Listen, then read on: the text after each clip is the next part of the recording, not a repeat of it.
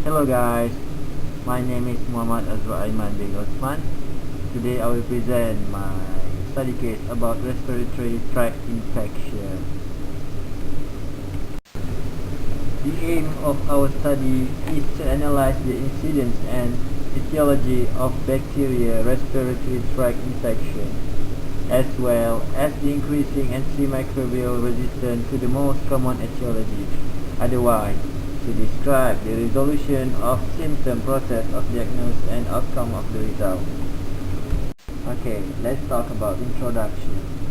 I will explain a bit about the background of the patient, Mr. Johnson.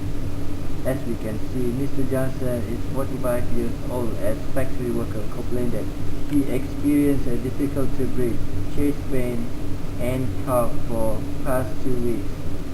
And he also informed that he having runny nose usually during night and sometimes feeling headache. Based on the condition and symptoms that been experienced by the patient, we can predict that the patient possibly has a respiratory tract infection. By referring to the diagnosis result for full blood count shows that also white blood cell is increased.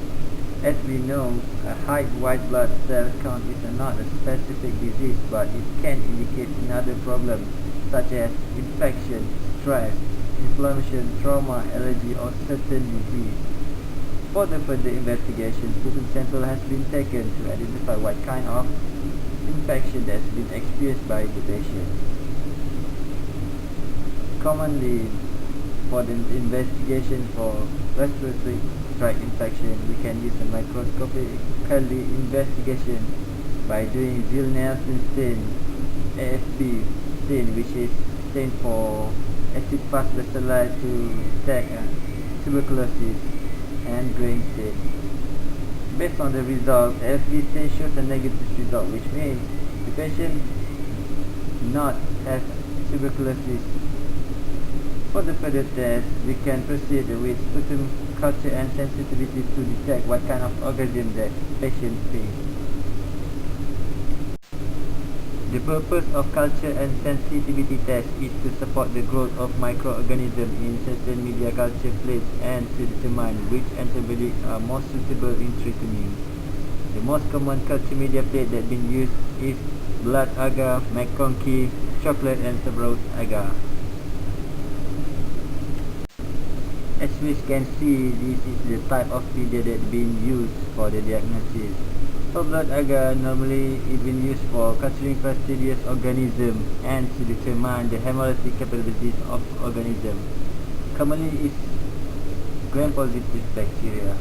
For McConkey agar, it is for gram-negative bacteria, which is bile salt and crystal violet functionally to inhibit the growth of gram-positive bacteria. Which is allow for the selection and isolation gram-negative bacteria. For chocolate agar, it is used for isolation pathogenic bacteria such as Haemophilus influenza and Neisseria species. Finally, for several agar, it is selected for fungal detection. During the first day, after receiving the sample, restrict the sputum sample on blood agar, McConkey agar, chocolate and several agar.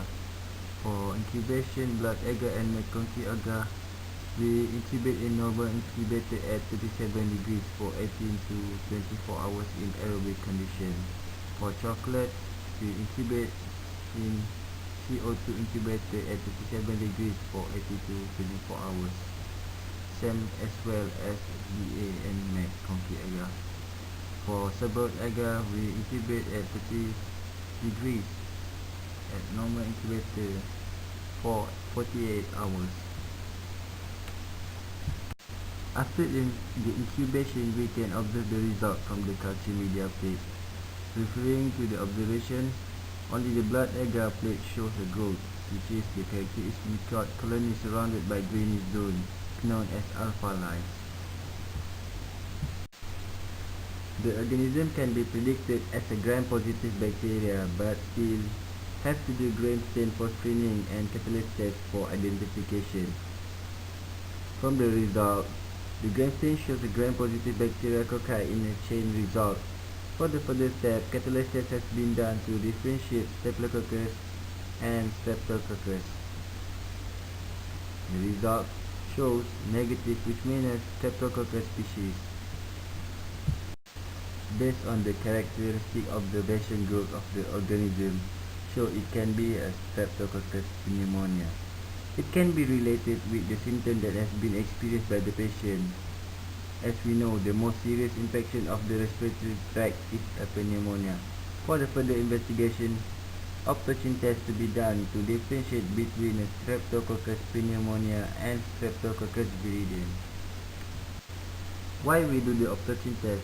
It is because the Streptococcus pneumonia states are sensitive to chemical optogen. The result can be determined by the inhibition zone. From the diagram, we can see the result shown inhibition zone is more 40 mm, which means sensitive, known as Streptococcus pneumonia. For the further test to be done is a sensitivity. It is functionally to identify which antibiotic most suitable for treating infection. For sensitivity test, we use a Muller-Hinton agar plate. Each antibiotic have their own purpose and classification for each microorganism. The antibiotic most suitable for treating Streptococcus pneumonia, such as oxacillin, vancomycin, erythromycin, sulfamethoxyl, optocin, and penicillin, and others. The sensitivity can be observed by the clear zone on the surface of the media plate. For the treatment of Streptococcus pneumonia, antibiotics such as oxacillin, vancomycin, erythromycin, sulfamethoxyl, optocin, and penicillin are most suitable. For the prevention, good personal hygiene is the most important, and getting a vaccination for the children and avoid the direct contact with the person that has been infected. As we can see from this slide, this is the flow chart for the first step until the outcome of the result.